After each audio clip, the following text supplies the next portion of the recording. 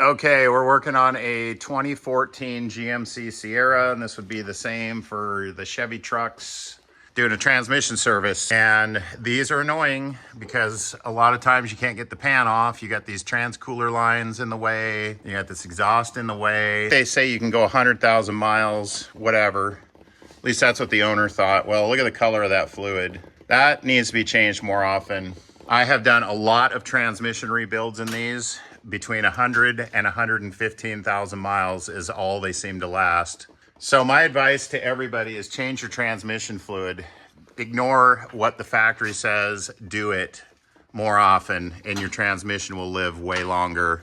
Because you have to fiddle quite a bit to get some of these transmission pans out of there, I just put a piece of hose in and I siphon it. I know it might not be the fastest, but it saves a giant mess and makes your life a lot easier since these pans don't have a drain plug. So I just get most of the fluid out. The next thing you're gonna do is you're gonna pull this filter out and it's gonna have some fluid in it. So be ready for the mess. And then we're gonna put the new filter in, which is right here.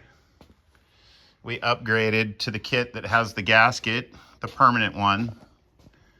Here is your part number. And we're gonna clean the pan out, which I'm in the middle of doing right now. So you can see there's a little bit of clutch material, that's totally normal, and there's a little bit of stuff on the magnet. And for a truck with almost 100,000 miles, that's perfectly normal too. That should have been changed a lot sooner though. So we got the new filter up in there. It just pushes up. If there's an O-ring or a gasket, replace it.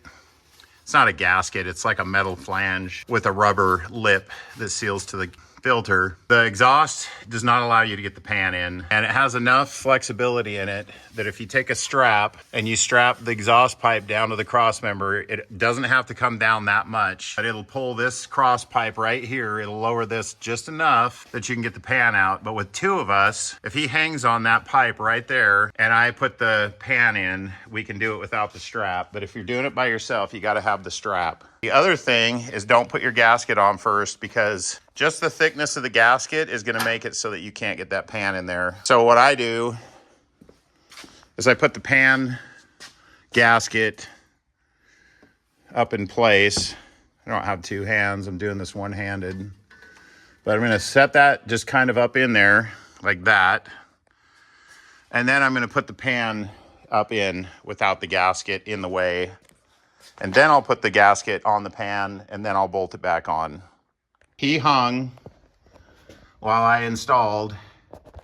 And now all we got to do is just take this gasket, now that the mess is in, and we cleared the pipe, we're just going to line the gasket back up on the pan and we're going to bolt it on. Okay, next have your automatic bolt installer install the bolts, but don't tighten any of them until they're all started. Just get them all in there so the gasket's all nice and lined up like. Also, this gasket has these two little rubber lineup pins.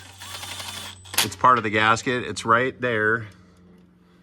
And there's a hole in the transmission itself. So it lines up with a hole in the pan and a hole in the transmission. And there's one in the back. I'll try to get past my automatic bolt installer.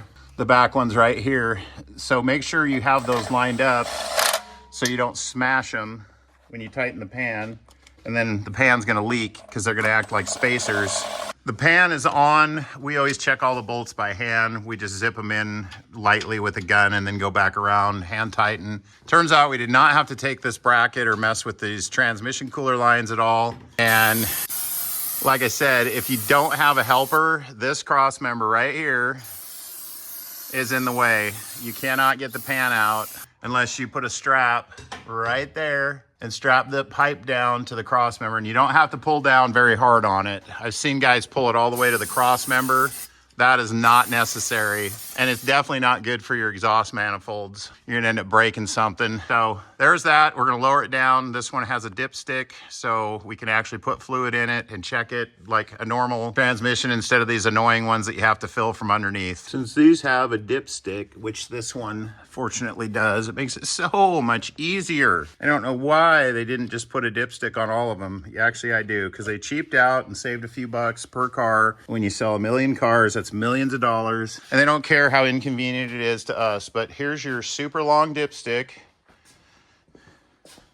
And that's how you check the fluid level. You do it with the engine running.